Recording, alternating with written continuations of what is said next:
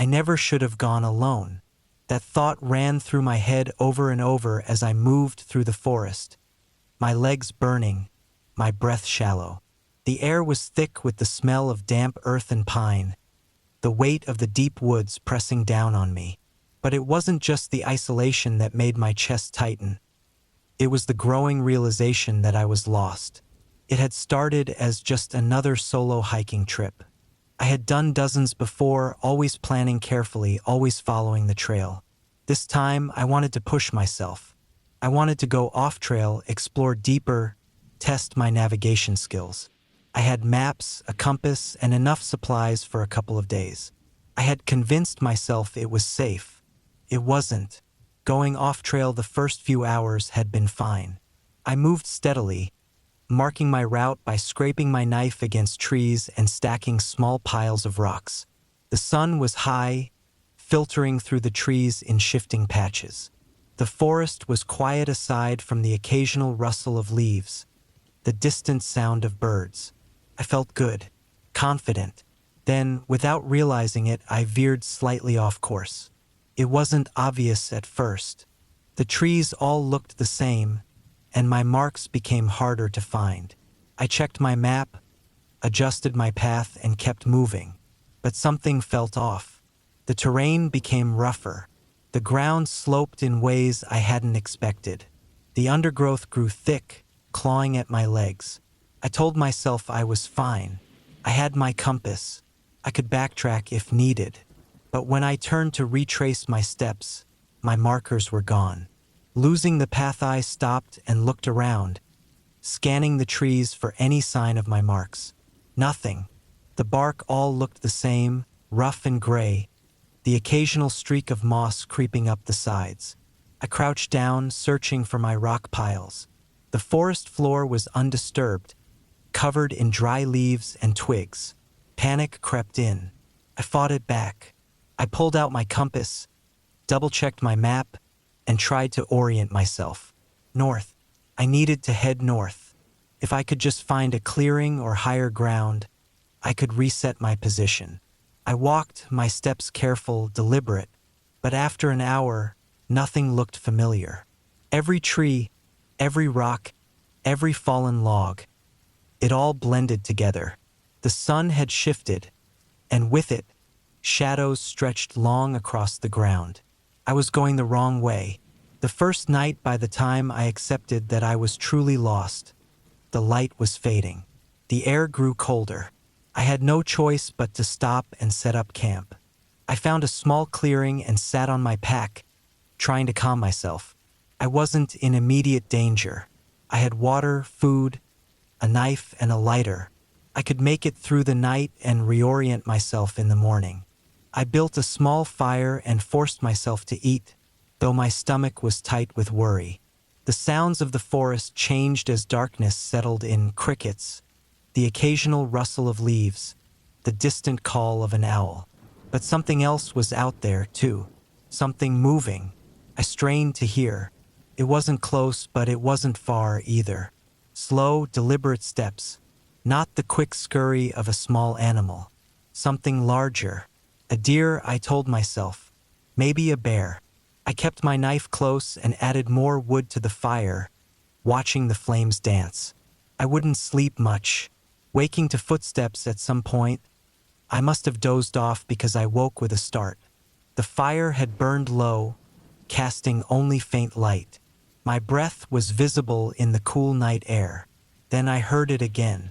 Footsteps, closer this time, not crashing through the underbrush like an animal, slow, careful, almost deliberate. I held my breath. The sound stopped. The silence pressed in, heavy and thick. I gripped my knife, scanning the darkness beyond the firelight. Nothing moved. Minutes passed. My ears strained, my body rigid. I wanted to believe it was my imagination, the wind shifting the leaves, the normal sounds of the forest. But deep down, I knew better. I fed the fire again, keeping it bright until the first light of dawn broke through the trees. Moving again as soon as the sun was up, I packed quickly and started moving. I forced myself to stay calm, to think logically. I needed to find a stream. Water always led somewhere. If I could follow it, I'd have a better chance of finding my way out.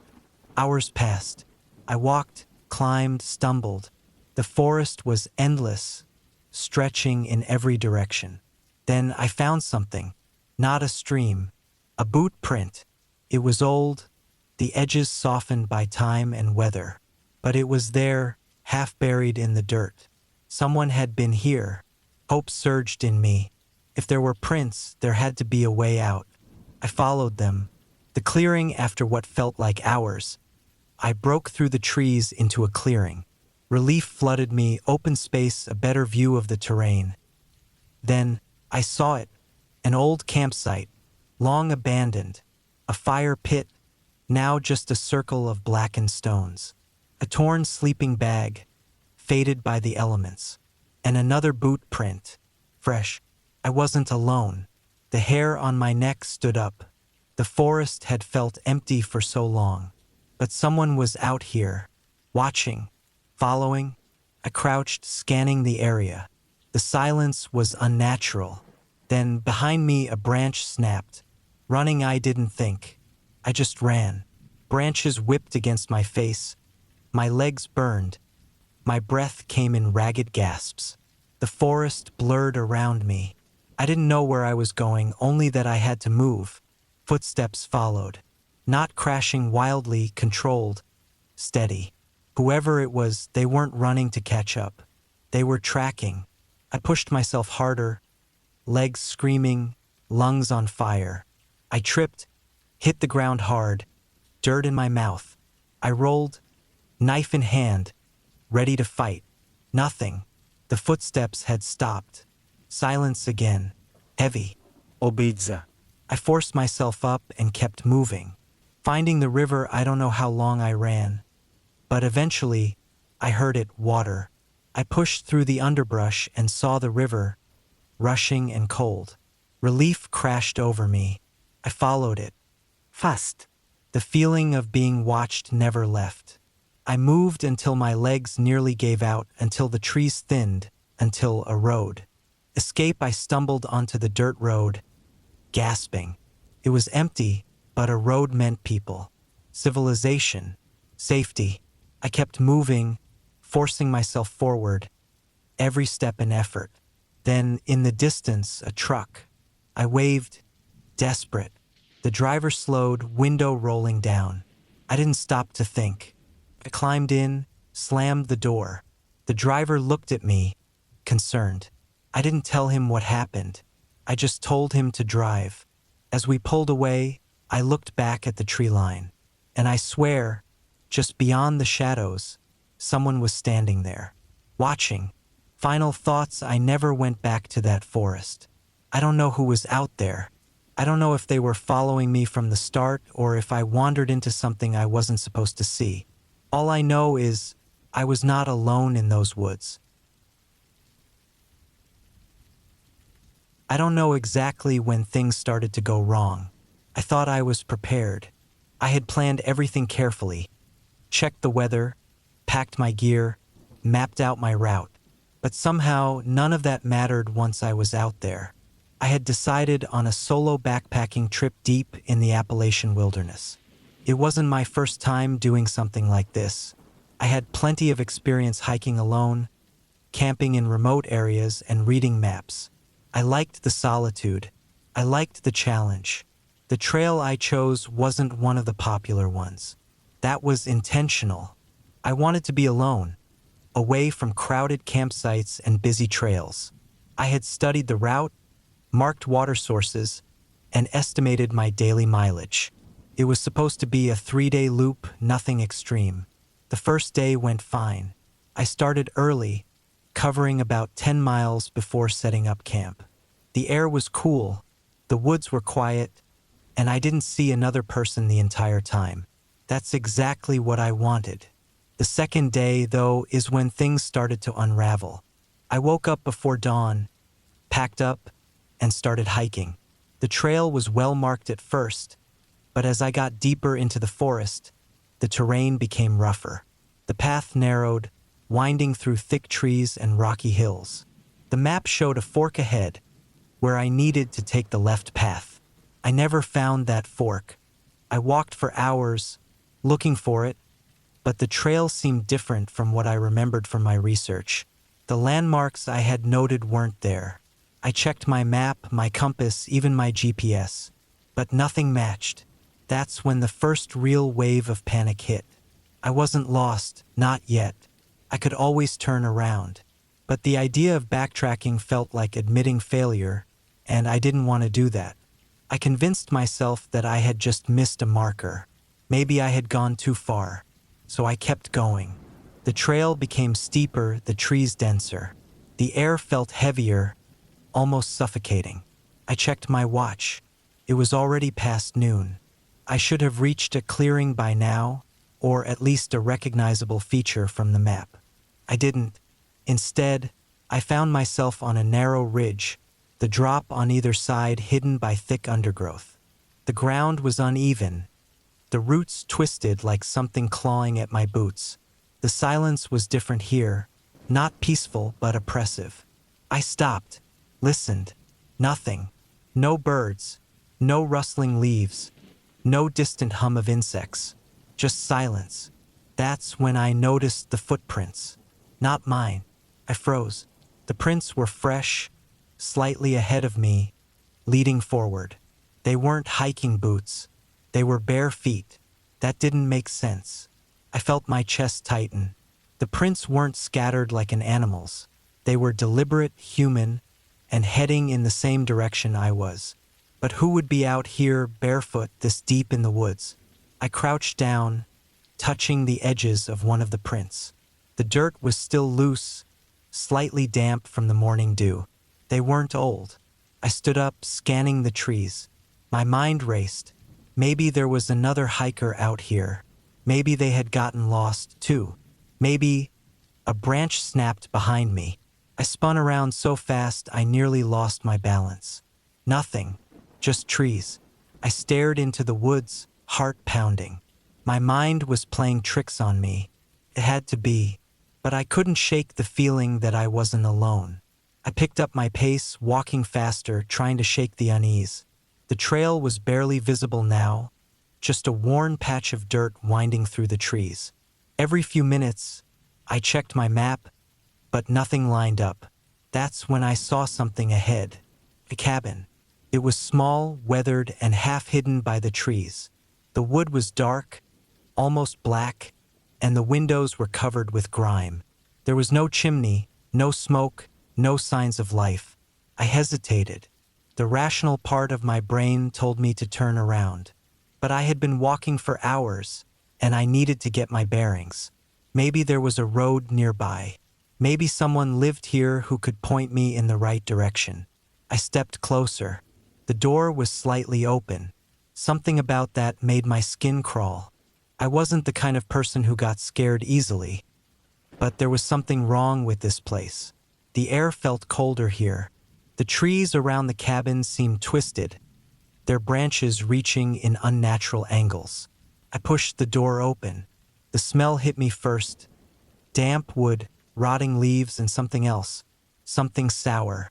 The inside was dark, the only light filtering through the grimy windows. There was a table, a chair, and a bed pushed against the far wall. No signs of recent use. Then I saw the walls. Scratches. Long, deep gouges in the wood, as if something with claws had raked across them. Some of the marks were old, but others looked fresh. I felt the panic rising again. I turned to leave. That's when I heard it. Footsteps. Outside. Slow. Deliberate. I didn't move. I barely breathed. The steps stopped just outside the door. I forced myself to look. Through the crack in the doorway, I saw them. Bare feet, standing in the dirt, inches from the threshold. I bolted. I ran, crashing through the trees, my pack slamming against my back. I didn't care where I was going. I just needed to get away. The branches tore at my arms, my legs, but I didn't stop. I don't know how long I ran. By the time I stopped, my legs were shaking, my lungs burning. I had no idea where I was. The sun was low, the shadows stretching long. I listened. Silence. Then movement. Behind me.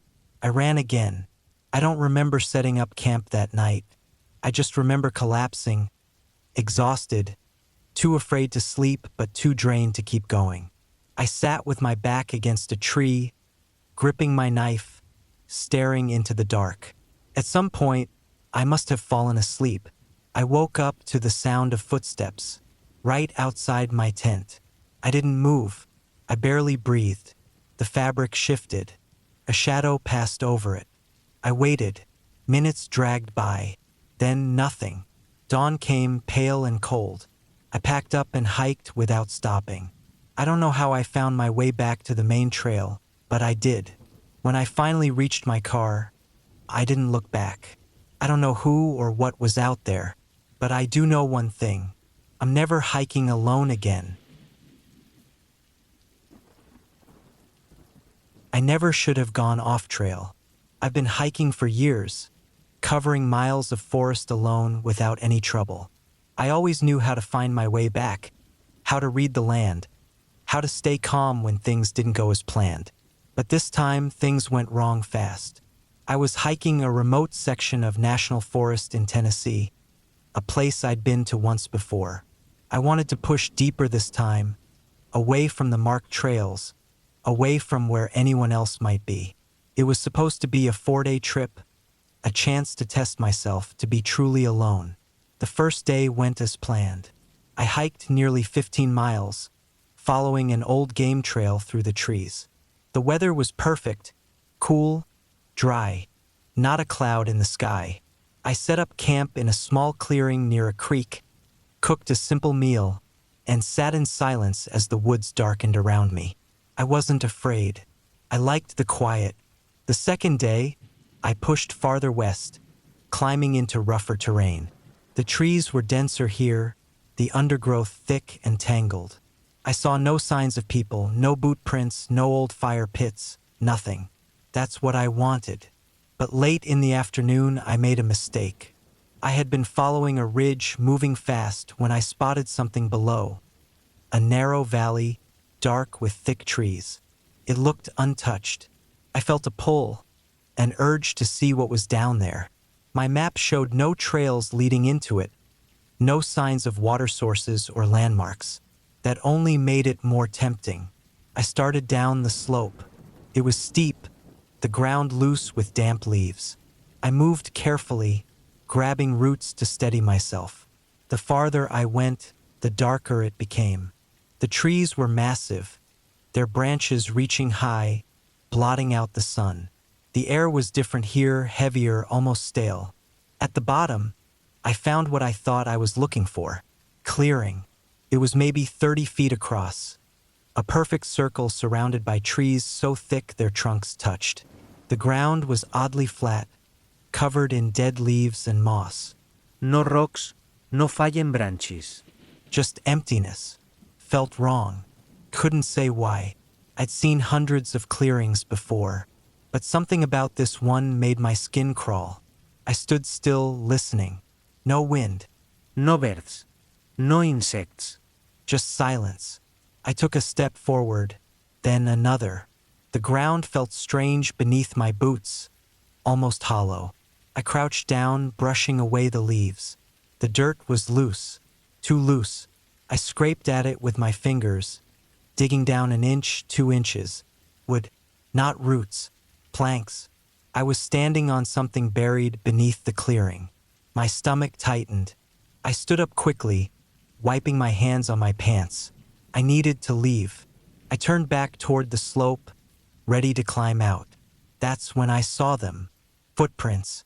Not mine. They led from the edge of the trees to where I was standing. Bare feet. The leaves were disturbed. The prints deep, fresh. I spun around, scanning the trees. Nothing. No movement. No sound. I started up the slope fast, not running, but close. My legs burned, my breath heavy. I climbed higher, grabbing at branches, at roots, pulling myself up. I didn't look back. By the time I reached the top, My hands were shaking. I stopped to catch my breath, forcing myself to stay calm.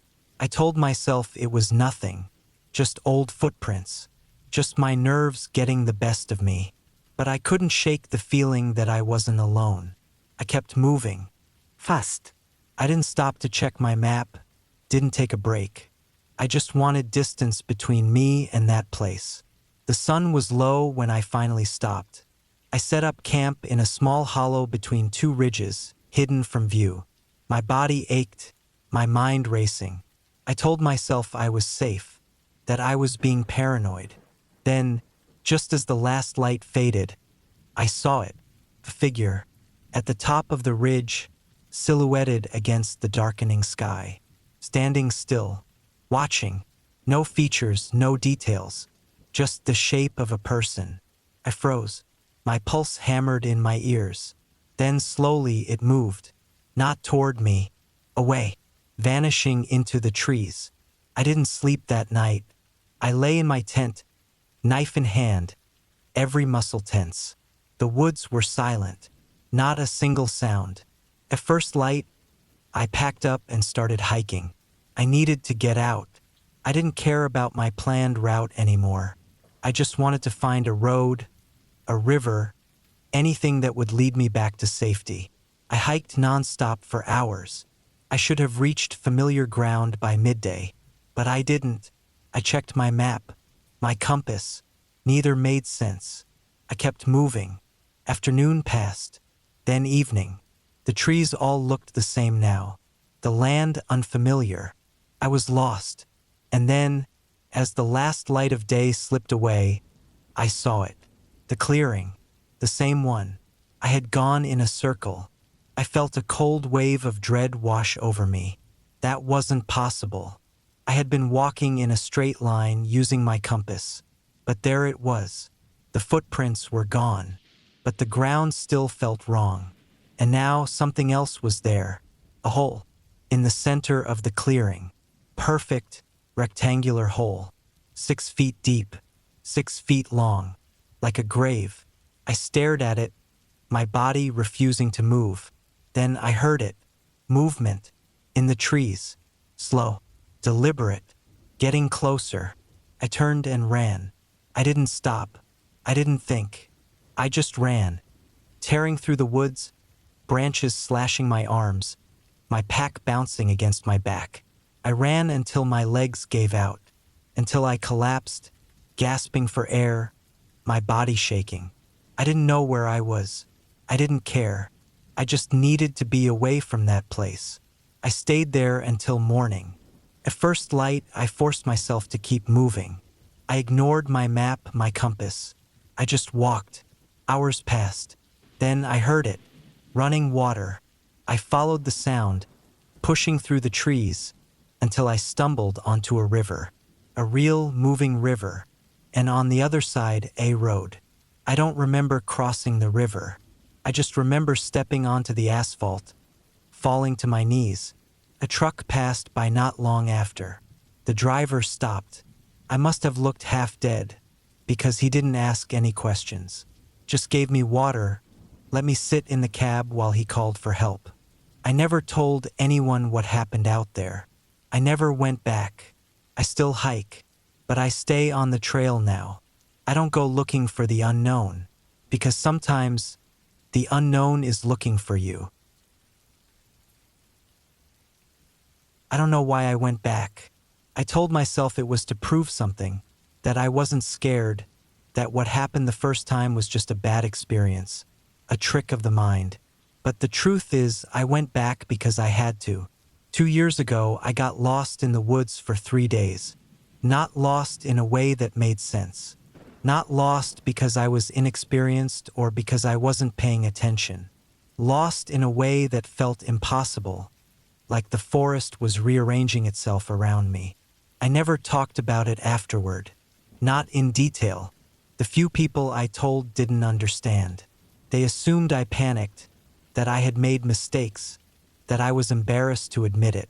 But I hadn't panicked, and I hadn't made mistakes. And the things I saw out there, I went back because I needed answers.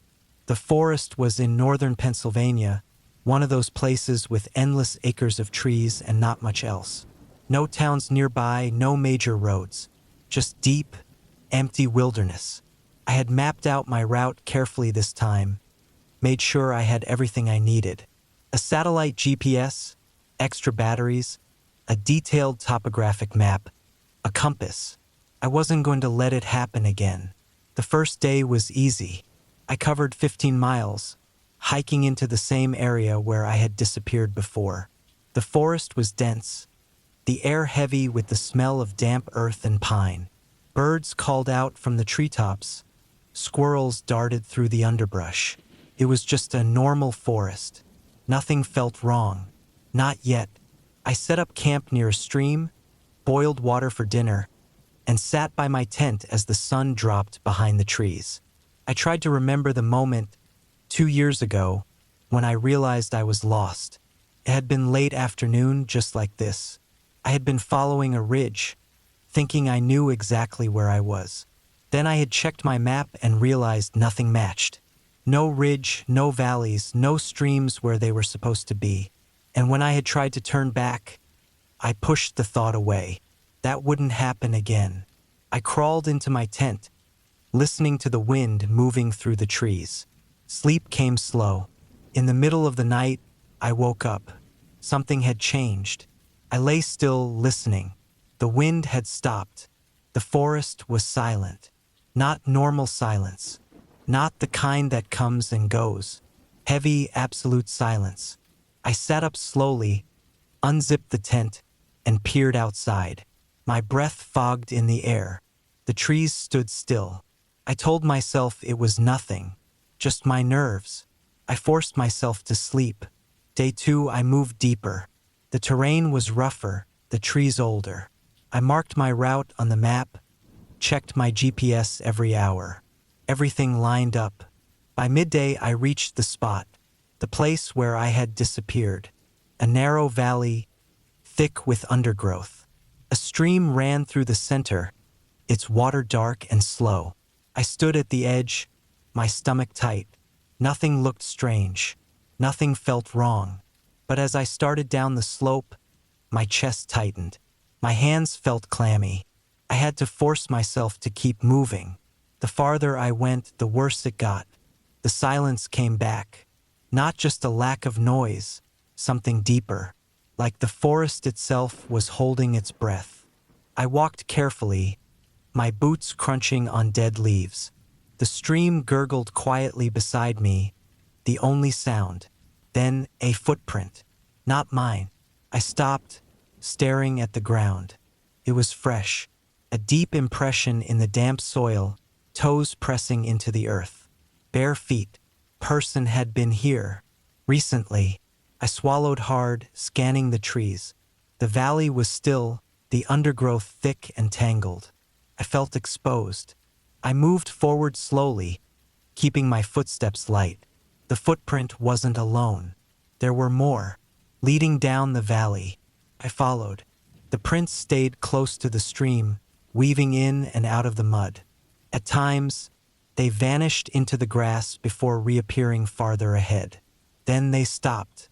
In the middle of a clearing, I crouched down, tracing the last print with my fingers. The earth was soft. The print was deep. Whoever made this had been standing here for a long time. I looked up. The forest stretched out ahead, dark and endless. I felt something then, a pressure in the air, like I was being watched. I stood up fast. Something moved, deep in the trees beyond the clearing.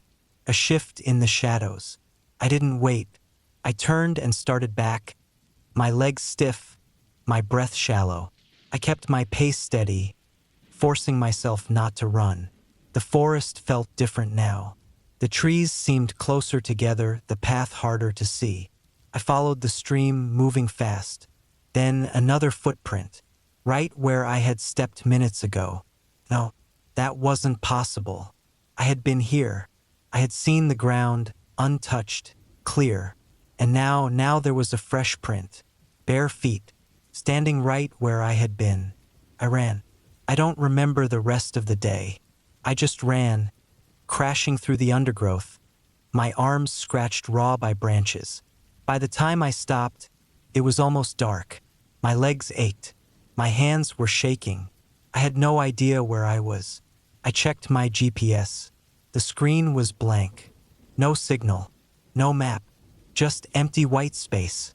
I pulled out my compass. The needle spun in slow, lazy circles. I stared at it, my mouth dry. I unfolded my map, tracing the terrain with my finger. Nothing made sense. No vallis, no rillis. Just endless forest. My head pounded. I had been careful. I had done everything right. But somehow I was lost again. Night came fast. I didn't set up camp. I just sat against a tree, gripping my knife, forcing myself to stay awake. The silence stretched on. Then a noise. Soft, steady. Footsteps. Not crashing through the brush. Not running. Walking. Circling. I gripped my knife tighter. My breath barely moved in my chest. The footsteps stopped. Close. Too close. I didn't move. I didn't breathe. I waited. The silence dragged on. Then, a single quiet breath. Right behind me, I lunged forward, spinning around, slashing in the dark. My knife cut through empty air. Nothing. But I wasn't alone. I felt it. Something watching. Waiting. The night stretched on. I don't know if I slept. Maybe I did for moments at a time. When dawn came, I forced myself up. My body was stiff, my mind raw. I started walking. I didn't check my map, my GPS, my compass. I just walked. I don't know how long it took. Hours. Maybe the whole day. But then a sound. A road. A real paved road, cutting through the trees. I stumbled toward it, my legs weak. Car passed. Then another. The world was normal again. I never looked back. I don't know what happened out there. I don't know who or what was in those woods. But I do know this. I will never go back. I never told anyone what really happened. Not the full story. If I had, they would have said I was lying or losing my mind. Maybe I was. But I know what I saw, what I felt. I haven't been back in the woods since. That was 2 years ago. I used to hike every weekend. Long solo trips. Deep into the forests where I wouldn't see another person for days. I liked the quiet. I liked pushing myself. It was the only time I ever felt completely free. But one trip changed everything. It was late October, the last warm stretch before winter. I had planned a 3-day hike through a remote stretch of national forest in Montana. No marked trails, just old logging roads and game paths. The land was rugged, thick trees, deep valleys, winding rivers. I'd been there before, but this time I went farther. The first day was perfect. Clear skies, cool air. I covered nearly 20 miles, climbing higher into the hills, moving fast. The leaves were turning, bright reds and yellows against the deep green pines. I made camp near a small creek, boiled water, ate a simple meal. The only sound was the wind in the trees, the rush of water over rocks. I felt good. The second day, I hiked even deeper. The trees grew denser, the undergrowth thicker. I had to push through tangled brush, stepping carefully over loose rocks and rotting logs. The ground was uneven, hidden holes where roots had torn free. By late afternoon, I reached a narrow valley, the kind that doesn't show up on maps. The trees were massive, their trunks close together, branches woven so tight that the sunlight barely reached the ground. Something about it made me uneasy. I ignored the feeling and moved forward. The air was different here, still heavy. The smell of damp earth and old wood filled my nose. I checked my map. It didn't make sense. I should have been climbing higher, but the land sloped downward, deeper into the valley. My compass spun lazily, unable to settle. I told myself it was nothing. I kept moving. Then I saw the first sign. A boot print. Not mine. I crouched down, brushing away leaves. The tread was deep, fresh. Someone had been here. Recently, I felt a flicker of relief. Then I saw the second print. Bare feet, right next to the boot print. The relief vanished. I stood up, scanning the trees. Nothing moved. No sound. I told myself it was an old print, that I was overreacting. But I walked faster. The valley narrowed, the trees pressing in. I stepped carefully, listening. The only sound was my own breathing. Then a shape, a dark figure between the trees. Still, watching. I froze. My heartbeat thudded in my ears. The figure didn't move. A trick of the light? A stump? I took a step forward. It was gone. I didn't stop to think. I turned and started back the way I had come, moving fast. But the valley looked different now. The ground sloped in ways it hadn't before. The trees felt closer. The path I had taken was gone. I pulled out my GPS blank screen. My compass needle spun uselessly. I kept moving, picking a direction, forcing my way through the undergrowth. Then I saw them. More footprints, leading toward a clearing up ahead. The prints were deep, erratic. Some ran forward, others circled back. Like someone had been pacing or searching. I stopped at the edge of the clearing. The tent, old, sagging, covered in moss. The fabric was torn, flapping in the slight breeze. Next to it, a pile of gear. A backpack, a jacket, a rusted knife. All abandoned. The air was thick, pressing against my skin.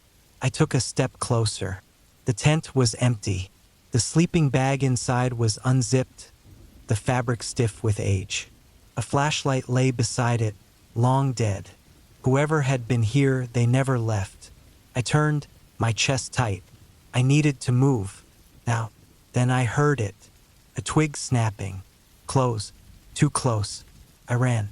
I crashed through the trees, my breath burning in my throat. My pack bounced against my back, branches tearing at my arms. I ran until my legs ached, until my lungs screamed for air. When I finally stopped, I was somewhere new. The land sloped downward, opening into a wide basin. No signs of the valley, no signs of where I had come from. The sun hung low. I had maybe an hour before dark. I had to find shelter. I moved quickly, scanning the trees for a safe place to camp. Then I saw it. A wooden structure, half buried in the hillside. An old hunting blind? A cabin? I approached carefully, my knife in hand. The door was missing, the inside dark. I stepped inside. The air was thick, stale. Dust floated in the last sliver of light. A single chair sat in the middle of the room. Next to it, a pair of boots, with feet still inside. I stumbled back, bile rising in my throat. The legs ended just above the ankles, cleanly severed. Old, long decayed.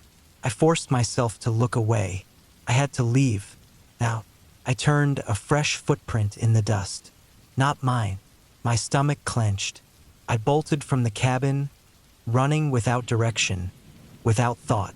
The forest blurred around me, the sky darkening. I ran until I couldn't. Then a road. I nearly collapsed when I saw it. A real paved road, cutting through the trees. I stumbled toward it, barely able to breathe. A truck passed. Then another. The world was normal again. I don't know how I got out. I don't know who or what was in those woods. But I do know this. I will never go back. I should have turned back when I saw the first sign. But that's the thing about hindsight, you only see it when it's too late. It was late September when I set out on what was supposed to be a routine solo backpacking trip. A 4-day trek through the remote stretch of forest in the Cascades, far from any major trails. I had done plenty of these before, long, silent walks through the wilderness, covering miles each day, camping wherever I could find a flat enough patch of ground. I had planned my route carefully, 30 miles in, 30 miles out.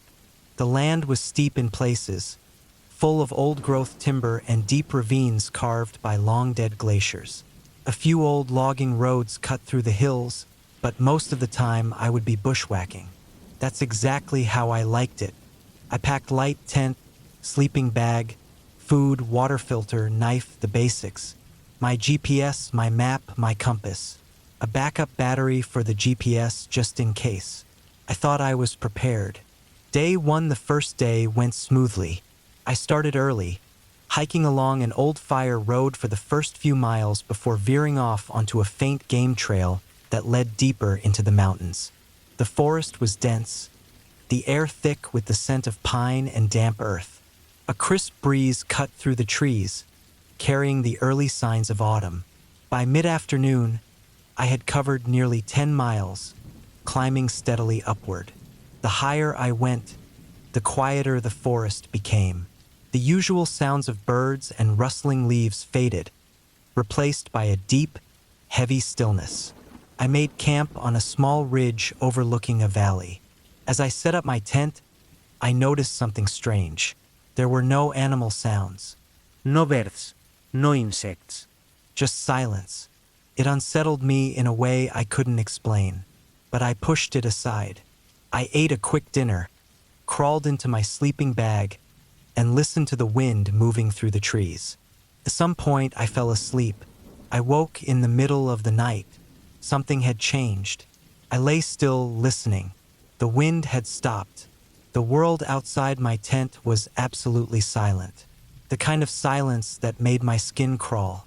I waited, holding my breath, straining to hear anything. Then, a single soft sound. A twig snapping. Not close, but not far either. I gripped my knife, my heart pounding. I told myself it was nothing. Maybe a deer. Maybe the wind shifting a branch. But I didn't sleep much after that. Day 2 morning came slow. I crawled out of my tent, my muscles stiff, my mind foggy from lack of sleep. The forest looked normal. Sunlight filtered through the trees, casting long shadows across the ridge. A few birds called in the distance. I almost convinced myself I had imagined the noise. I packed up and moved on. By midday, I had descended into the valley below, following an old logging road that had been swallowed by the forest. Trees pressed in from both sides, their trunks thick with moss. The air was damp, cool. That's when I saw it. The first sign. A single boot print pressed deep into the mud. Not mine. It was fresh. I stopped, scanning the trees. Nothing moved. I wasn't expecting to see anyone out here. This area wasn't popular for hiking. It was too remote, too rugged. I had deliberately chosen it for that reason. I stood there for a long time, staring at the print. Then I kept moving. I told myself it wasn't a big deal. Maybe a hunter, maybe another backpacker. But something about it felt wrong. The rest of the day, I hiked faster than usual, pushing myself up the next ridge, putting distance between me and the valley. By late afternoon, I found a decent spot to camp. A flat patch of ground beneath a thick grove of cedars. As I set up my tent, I couldn't shake the feeling that I was being watched. I kept checking over my shoulder, scanning the trees, listening. Nothing. But the feeling wouldn't go away. Day 3, I woke up to find something missing. My food bag. I had tied it up in a tree the night before, the way I always did to keep animals from getting to it. But when I checked that morning, the rope had been cut. Not chewed. Cut. A clean, straight slice through the nylon cord. My stomach clenched. This wasn't an animal. Someone had been here. I searched the area, looking for tracks, for any sign of who had done it. Nothing. The forest was still empty. I forced myself to stay calm. I still had some food in my pack. Enough to get back. I packed up and started hiking fast. I wasn't thinking about finishing the route anymore. I just wanted to get out. By midday, I reached a steep ravine. A dry creek bed wound through the bottom, cutting a jagged path through the trees. I had to climb down carefully, using exposed roots and rocks for support. About halfway down, I slipped. My foot caught on something, and I went down hard. My knee slammed into the rocks, pain exploding up my leg. I lay there, gasping. When I looked down, I saw what had tripped me. A rope, stretched across the ground, barely visible beneath the leaves. A trap. My blood ran cold. I scrambled up, heart hammering, scanning the trees. Still nothing. But I wasn't alone. Someone was out here, watching. I pushed forward, ignoring the pain in my leg. By the time the sun started to set, I had covered nearly 15 miles, my body aching, my mind running in circles. I had to find a place to camp, but I didn't want to stop. Every instinct screamed at me to keep moving, but night was coming fast. I found a narrow overhang beneath a rock wall, just big enough to squeeze into. It wasn't perfect, but it was hidden. I forced myself to eat what little food I had left, my stomach tight with anxiety. Sleep didn't come. At some point, I heard them. Footsteps. Slow. Deliberate. Moving just beyond the trees. Circling. I held my knife so tight my hand ached. I didn't breathe. I stayed like that for hours. When the footsteps finally faded, I still didn't move. Day 4, I was up before the sun. I didn't bother packing properly. I just shoved everything in my pack and started moving. I was running on adrenaline, my body exhausted, my mind on edge. I moved fast, half jogging, not caring about the noise I made. I didn't check my map. I just followed the slope, heading downhill, toward where I hoped the road was. Then a cabin. Small, old, half buried in the trees. The door was open. Inside, a single chair sat in the center of the room, and on the wall a map. My map, marked, routes, circles, notes. Someone had been tracking me. The last mark was at the ravine, where I had fallen. I turned and ran. I didn't stop until I reached the road. When I finally saw a car in the distance, I nearly collapsed. I never looked back. I never went back. I should have turned back when I saw the first sign. It was early October when I set out for my last solo hunting trip of the season. The weather had just started to turn, the nights colder, the wind sharper.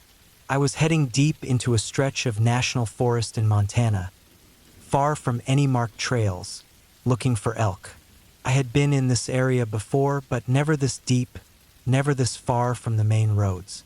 That was the whole point. I wanted the isolation, the kind you can only find miles from the nearest person. I was prepared. I had my rifle, my pack, enough food for 5 days, a water filter, a GPS, and a satellite phone in case of emergency. I packed light, moved fast. I had done this before. I thought I knew what I was doing. I had no idea what was waiting for me. Day 1, the first day, was perfect. I started early, hiking in before sunrise, moving through dense pine forests and up into the higher ridges. The terrain was rough, steep slopes, loose rocks, fallen trees, but nothing I wasn't used to.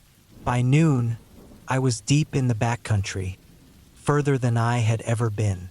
I found fresh elk tracks by a creek, heading west. I followed them for miles, through thick brush and up a rocky incline. The air was crisp, the smell of pine and damp earth thick in my nose. I moved slow, quiet, scanning the trees, listening for movement. Then I saw it. Not an elk, a cabin.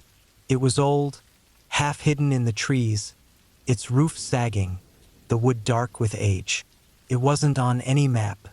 I don't know why, but I walked toward it. The door was gone. The inside was empty except for a rusted wood stove and a single chair. A strange feeling settled in my gut. I turned and left. I had a bad taste in my mouth the rest of the day. I set up camp just before dark, cooked a quick meal, and sat by the fire, listening to the wind move through the trees. Something felt off.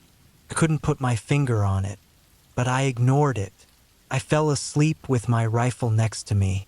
Day 2, I woke up early, packed up, and kept moving west, deeper into the mountains. The elk tracks were still fresh. I followed them through thick underbrush across a shallow stream, up another ridge. That's when I saw it. A footprint, not an elk. A boot print, deep, fresh. I wasn't alone. I stood there, staring at it, my pulse steady but heavy. The print was large. A man's. I hadn't seen anyone in 2 days. No vehicles, no other campsites, no signs of life. I should have turned back, but I didn't. I told myself it was just another hunter. I kept going. By late afternoon, I spotted movement in the trees ahead. I dropped to a crouch, raising my rifle. Elk. A bull, big, moving slow through the trees. I steadied my breath, lined up my shot. Then I saw something else. Something in the trees behind it. A figure, still, watching. I lowered my rifle. The elk moved on, disappearing into the trees. But the figure stayed. I stared, my heart pounding, trying to make sense of what I was seeing. A man, standing just inside the tree line, too far to make out details. Not moving, just watching. I raised my rifle again, not to shoot, just to see better through the scope. He was gone, just like that. I felt a slow, creeping fear settle into my chest. I scanned the trees for another 10 minutes. Nothing. I told myself my mind was playing tricks on me. I moved fast the rest of the day, putting miles between me and that spot. That night, I built my fire high. I kept my rifle in my lap. I barely slept. Day 3, I woke up to find something missing. Not my food, not my gear, my footprints. The ground around my tent was smooth. No tracks, like someone had brushed them away. I stared at the dirt, my stomach twisting. Someone had been in my camp. I scanned the trees, my pulse hammering in my ears. Nothing. I packed fast and moved out. I didn't care about hunting anymore. I just wanted to get out. I pushed hard, covering miles, not stopping to rest. The whole time I felt eyes on me. Every so often, I'd stop and listen. I'd hear it, a soft snap of a branch, the faint rustle of leaves, always behind me, following. By late afternoon, I reached a steep ravine. The only way down was through a narrow, rocky path. I started down carefully, my boots sliding on loose gravel. Halfway down, I slipped. I caught myself on a tree root, my knee slamming into rock. Pain flared up my leg. I gritted my teeth, pulled myself up, and froze. There, in the dirt, a rope, thin, stretched across the trail, hidden under leaves. A trap. My blood turned to ice. I looked up at the trees. Nothing. But I knew. Someone had set this. For me. I scrambled down the rest of the way, ignoring the pain in my knee. I didn't stop moving. Couldn't. Day 4, I didn't sleep. I hiked through the night, my flashlight beam bouncing off the trees. I had no plan, no direction, just a way. By sunrise, I was near the base of the mountains, close to an old service road. I was almost out. Then I heard it, a branch snapping. Close. I turned fast, rifle raised. Nothing. Then I saw them. 2 figures half hidden in the trees. Watching. I didn't hesitate. I ran. I ran harder than I ever have in my life. Branches tore at my arms. My pack bounced on my shoulders. I heard them behind me, running. Fast. Closing in. The trees thinned. A road. An old logging road, but a road. Then an engine. A truck. I stumbled onto the dirt, waving my arms. The truck skidded to a stop. An old man behind the wheel, eyes wide. I turned back. The figures were gone. Just trees. Just silence. I climbed into the truck, my hands shaking. The old man didn't ask questions. He just drove. I never went back. I had done this trail before. Not this exact one, but others like it. I knew the deep woods well, knew what to expect. The silence, the weight of being alone, the way the trees close in once you get far enough. I always thought that was the scariest part, being alone. I was wrong. It was early September when I started out. The weather was cooling down, the days getting shorter. I had taken a week off work, planning a solo backpacking trip through a remote section of national forest in Oregon. No marked trails, just an old logging road leading into the wilderness, then miles of deep, unbroken woods. The kind of place you could disappear into. That was what I wanted. A break from everything. No people, no noise, just me and the trees. I packed carefully. My tent, sleeping bag, food for 5 days, a GPS, a map, a satellite phone just in case. My knife, my rifle. I wasn't reckless. I knew the risks, or I thought I did. Day 1, the first day, went as planned. I parked at the edge of the forest, shouldered my pack, and started down the old logging road. It was overgrown, barely visible in places, just a faint path cutting through the trees. The deeper I went, the quieter it got. The wind in the branches, the occasional bird call, the crunch of my boots on dry leaves. I made good time. By late afternoon, I was deep in the woods, far beyond where most people ever go. I found a good spot near a stream, set up my tent, built a small fire. As the sun set, the air cooled fast. I sat by the flames, ate a simple meal, listened to the forest. I felt at peace. I didn't know it would be the last time. Day 2, I woke early, packed up, and kept moving. The trail was barely there, just faint impressions in the dirt, old tire tracks from decades ago. By midday, I reached a clearing. That's when I saw it. A cabin. Small, old, half hidden in the trees. Not on my map. I almost walked past, but something made me stop. The door was gone. The inside was dark. I stepped closer, peering in. Empty. Just an old metal bed frame, a wooden chair, a pile of ashes in the fireplace. Someone had been here. Not recently, but not that long ago either. A bad feeling settled in my gut. I left fast. I hiked harder the rest of the day, putting miles between me and that place. That night, I set up camp deeper in the woods. I couldn't shake the feeling. Something about that cabin had unsettled me. I told myself it was nothing, just an old building, just my mind playing tricks on me. I fell asleep uneasy. Day 3, I woke up to silence. Too silent. No birds, no wind, just stillness. I packed up fast and moved out. I had planned to head further west, but something told me to turn back. I didn't listen. I kept going. By midday, I saw the first sign. A footprint. Not mine. Fresh. Big. A man's. I stopped, my breath slow, steady. I looked around. Nothing. But I felt it. Eyes on me. I kept moving faster now. I checked behind me often. The woods looked the same, but I felt different. I wasn't alone. That night, I built my fire high. I barely slept.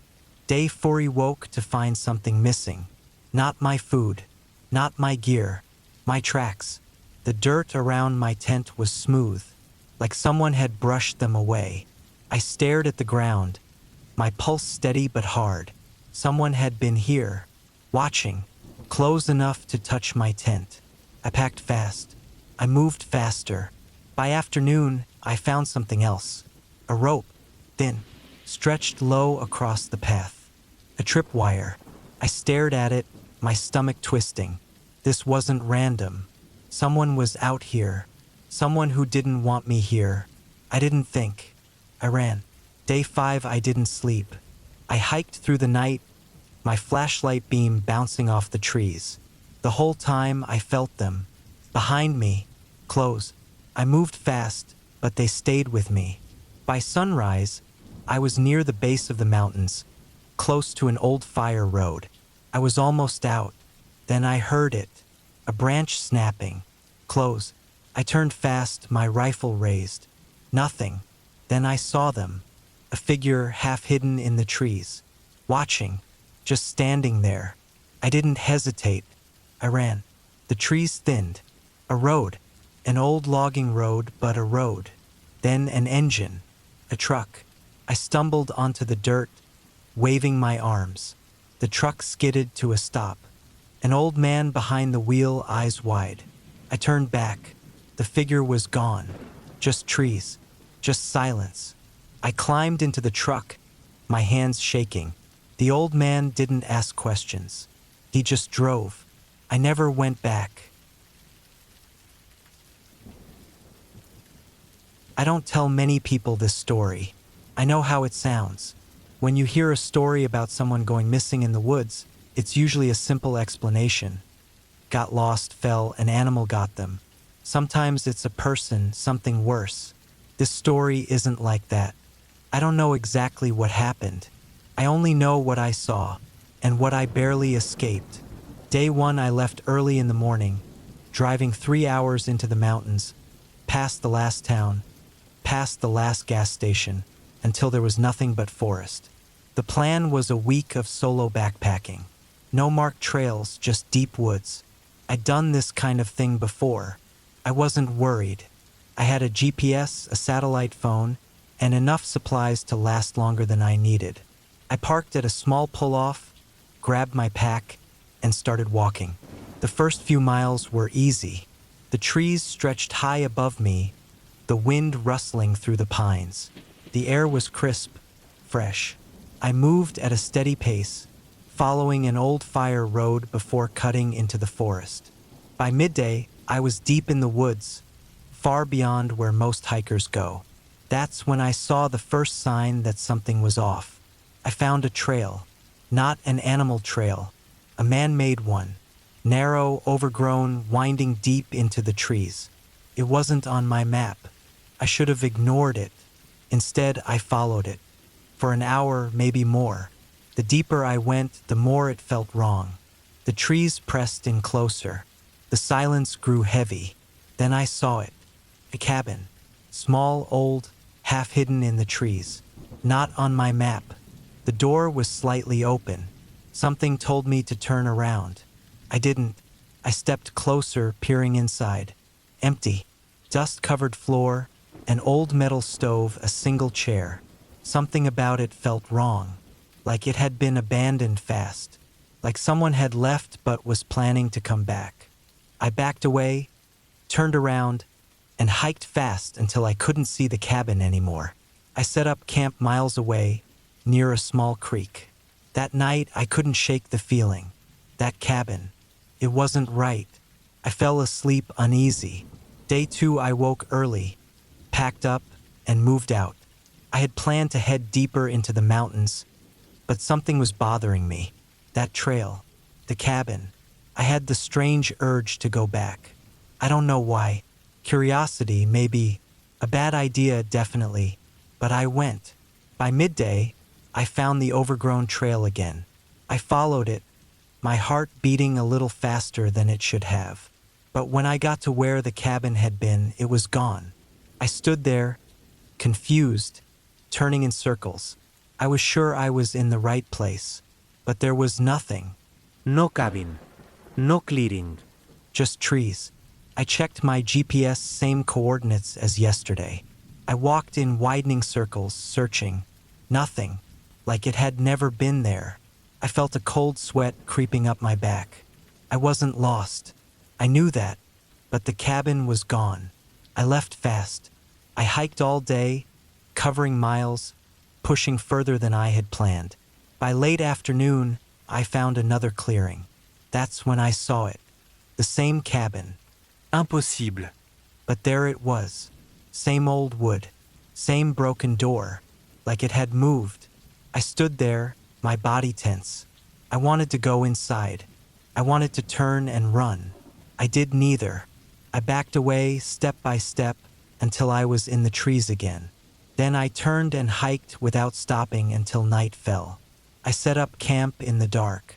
I barely slept. Day 3, I woke up to something worse. Footprints. Not mine. Not animal. Large, deep boot prints circling my tent. Someone had been here. watching me. I packed up in minutes. I started moving before the sun had fully risen. By midday, I had a new plan: get out. This wasn't right. I wasn't imagining it. I moved fast, barely stopping, retracing my route back toward the road. But I never reached it. Somehow, I ended up at the cabin again. The same damn cabin. Like the forest was playing tricks on me that I hadn't turned. I hadn't gone in circles. But there it was. My stomach dropped. I didn't stop this time. I pushed past it, moving fast, trying to get as far away as possible. I checked my GPS. The coordinates weren't right. They didn't match where I should have been. I turned the device off, then back on. Same result. It was like I was somewhere else. Day 4, I was being followed. I heard them. Footsteps, always just behind me. The snap of twigs. The rustle of leaves. Whenever I stopped, the sound stopped too. I didn't look back. I kept moving. By afternoon, I saw a ridge in the distance. If I could reach higher ground, maybe I could see where I was. I climbed fast, my legs burning. At the top, I pulled out my map, checked my GPS again. Still wrong. I looked out over the forest, and there, far below the cabin, in a clearing, waiting, like it was following me, I ran. I didn't stop until night fell. I didn't set up camp. I just kept moving. Day 5, I was exhausted, but I had to keep going. My food was low. My water, too. I needed to find the road. By midday, I saw something ahead. Not the road. Not another trail.